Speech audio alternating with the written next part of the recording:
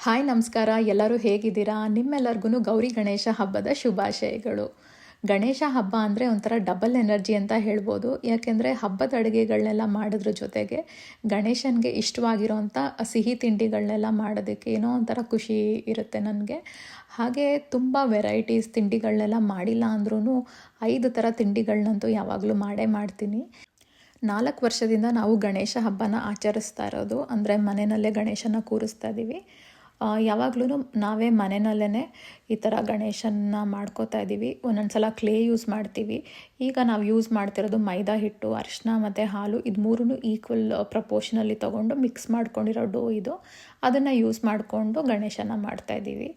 ಮಕ್ಕಳಿಗೆಲ್ಲ ಗಣೇಶ ಅಂದರೆ ತುಂಬಾ ಫೇವ್ರೇಟ್ ಅಲ್ವಾ?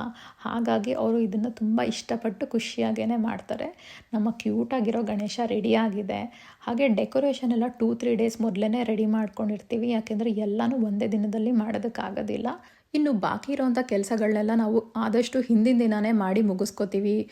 ಹೂ ಕಟ್ಟೋದಾಗಿರ್ಬೋದು, ಅಥವಾ ದೀಪಕ್ಕೆ ಬತ್ತಿ ಎಣ್ಣೆ ಎಲ್ಲ ಹಾಕಿ ರೆಡಿ ಮಾಡಿ ಇಟ್ಕೊಳ್ಳೋದು, ಇಲ್ಲ ಇಂಥ ಕೆಲಸಗಳನ್ನೆಲ್ಲನೂ ಹಿಂದಿನ ದಿನವೇ ರೆಡಿ ಮಾಡಿ ಇಟ್ಕೋತೀವಿ. ಯಾಕೆಂದರೆ ಬೆಳಗ್ಗೆ ನಾವು ಪಾಪು ಎದ್ದೇಳೋಕ್ಕೂ ಮೊದಲು ಪೂಜೆ ಮಾಡಿ ಮುಗಿಸ್ಕೋಬೇಕು. ಇಲ್ಲಾಂದರೆ ಯಾವ ಕೆಲಸನೂ ಆಗೋದಿಲ್ಲ ಅಂತ. ಹಾಗೆ ಬೆಳಗ್ಗೆ ಬೇಗ ಎದ್ದು ರೆಡಿಯಾಗಿ ದೇವ್ರಿಗೆ ಪ್ರಸಾದ ಎಲ್ಲ ರೆಡಿ ಮಾಡಿದ್ದೀನಿ. ಈಗ ದೇವ್ರಿಗೆ ನೈವೇದ್ಯ ತೋರಿಸಿ ಎಲ್ಲ ಮಾಡಿದ್ವಿ. ಪೂಜೆ ಎಲ್ಲ ತುಂಬಾ ಚೆನ್ನಾಗಾಯಿತು. ಪಾಪುನು ಇನ್ನೂ ನಿದ್ದೆ ಮಾಡ್ತಾನೆ ಇದ್ಲು. ಹಾಗೆ ಪೂಜೆ ಎಲ್ಲ ಚೆನ್ನಾಗಾಗಿದ್ದು ಖುಷೀಲಿ ಹಬ್ಬದ ಅಡುಗೆನ ಮಾಡೋದಕ್ಕೆ ಶುರು ಮಾಡಿಕೊಂಡೆ. ಹಬ್ಬದ ಅಡುಗೆಗೆ ಬಾಳೆ ಎಲೆ ಇದ್ರೇ ಒಂಥರ ಕಂಪ್ಲೀಟ್ ಅಂತ ಅನಿಸುತ್ತಲ್ವ. ಅದಕ್ಕೋಸ್ಕರ ನಾವು ಬಾಳೆ ಎಲೆ ಮೇಲೇ ಊಟ ಮಾಡಿದ್ವಿ ಇವತ್ತು. ಹಬ್ಬ ವೀಕೆಂಡಲ್ಲಿ ಬಂದಿದ್ದರೆ ಈ ಮನೆಯವರೆಲ್ಲ ಒಟ್ಟಿಗೆ ಸೇರಿ ಪೂಜೆ ಮಾಡ್ಬೋದಾಗಿತ್ತು ಬೆಳಗ್ಗೆನೇ. ಆದರೆ ಇಲ್ಲಿ ಅಮೇರಿಕಾದಲ್ಲಿ ಗಣೇಶ ಹಬ್ಬಕ್ಕೆ ರಜಾ ಇರೋದಿಲ್ಲ. ಆಫೀಸು, ಸ್ಕೂಲೆಲ್ಲ ರೆಗ್ಯುಲರಾಗಿ ಇದ್ದೇ ಇರುತ್ತೆ. ಜಾನ್ವಿಕಾ ಸ್ಕೂಲಿಂದ ಬಂದಮೇಲಿಂದ ನಾವೆಲ್ಲ ಮತ್ತೆ ಸಾಯಂಕಾಲ ಇನ್ನೊಂದು ಸಲ ಪೂಜೆ ಮಾಡಿದ್ವಿ. ಹಾಗೆ ನೈವೇದ್ಯಕ್ಕೆ ಅಂತ ಮಾಡಿದ್ದಂಥ ತಿಂಡಿಗಳನ್ನೆಲ್ಲನೂ ನಾವು ಟೇಸ್ಟ್ ನೋಡಿರಲಿಲ್ಲ. ಜಾನ್ವಿಕನಿಗೆ ಫಸ್ಟ್ ಟೇಸ್ಟ್ ಕೊಟ್ಬಿಟ್ಟು ಆಮೇಲೆ ತಿನ್ನೋಣ ಅಂತ ಕಾಯ್ತಾ ಇದ್ವಿ. ಹಾಗೆ ಮಕ್ಕಳು ಹೊಸ ಬಟ್ಟೆ ಹಾಕ್ಕೊಂಡಿದ್ದಾರೆ, ನಾನು ಹೊಸ ಬಟ್ಟೆ ಹಾಕ್ಕೊಂಡಿದ್ದೆ.